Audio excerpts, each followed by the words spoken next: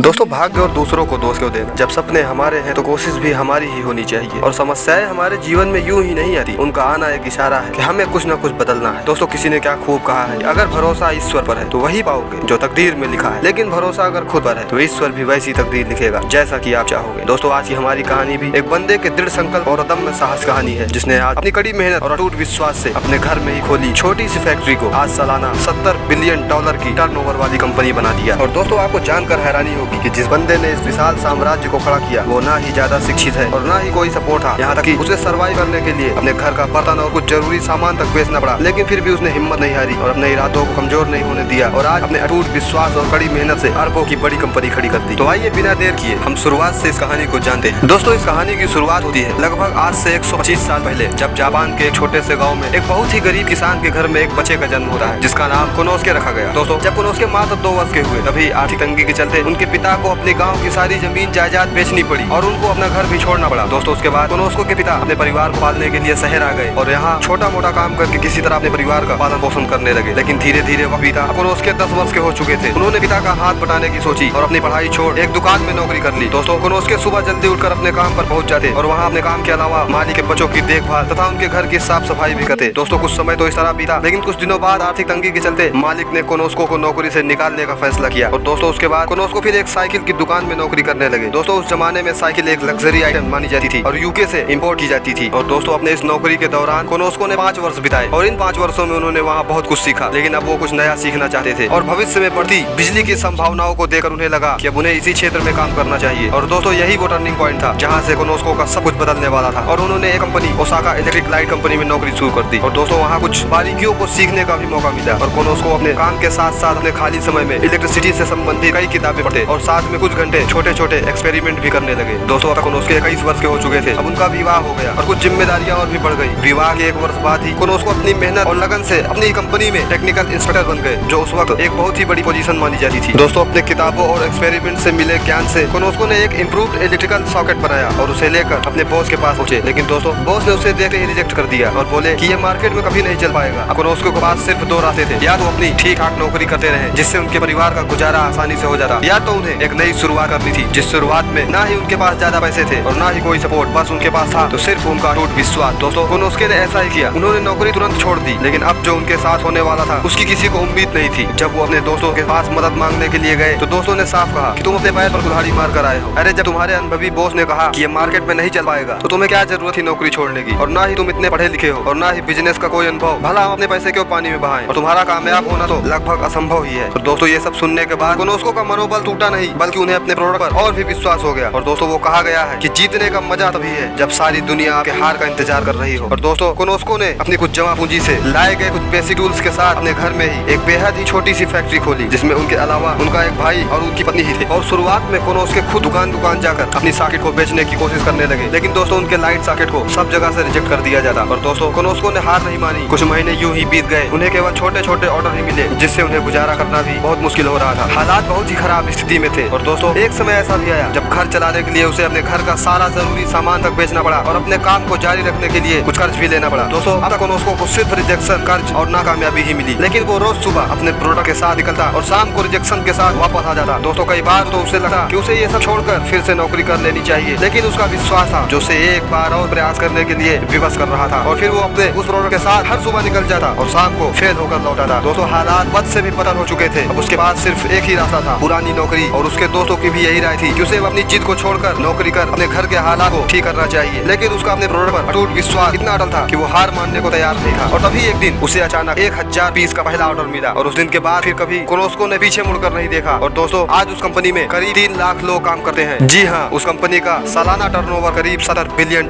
है। और दोस्तों कोनोसुके के द्वारा बनाई गई उस कंपनी का नाम है पैनासोनिक, जिसकी क्वालिटी ही उसके प्रोडक्ट की पहचान है। दोस्तों जिस बंदे ने इस कंपनी की नींव रखी, ना ही वो ज्यादा पढ़े लिखे थे और ना ही कोई सपोर्ट, लेकिन अपने कड़े संघर्ष और अटूट विश्वास से आज दुनिया भर में अपनी पहचान बना चुके हैं। और 94 वर्ष की आयु में कोनोसुके ने दुनिया को अलविदा कह दिया, लेकिन जाते जाते अपने अटल विश्वास से अरबों का साम्राज्य खड़ा कर दिया। दोस्तों ये कहानी हमें सिखाती है कि मुश्किल परिस्थितियों में हमें अपने विश्वास को खोना नहीं चाहिए और अपने प्रयास को निरंतर ही जारी रखना चाहिए। दोस्तों इस कहानी को आप तक पहुँचाने का उद्देश्य बस इतना है कि ऐसे ही अनेकों कहानियां अनेकों गरीब परिवारों से निकल कर आए। आशा करता हूँ ये वीडियो आपको जरूर पसंद आया होगा। अगर वीडियो अच्छा लगा तो वीडियो को लाइक करें, शेयर करें और ऐसे ही मोटिवेशनल वीडियोस के लिए हमारे channel M motivational and fact को सब्सक्राइब अवश्य करें। करें। धन्यवाद।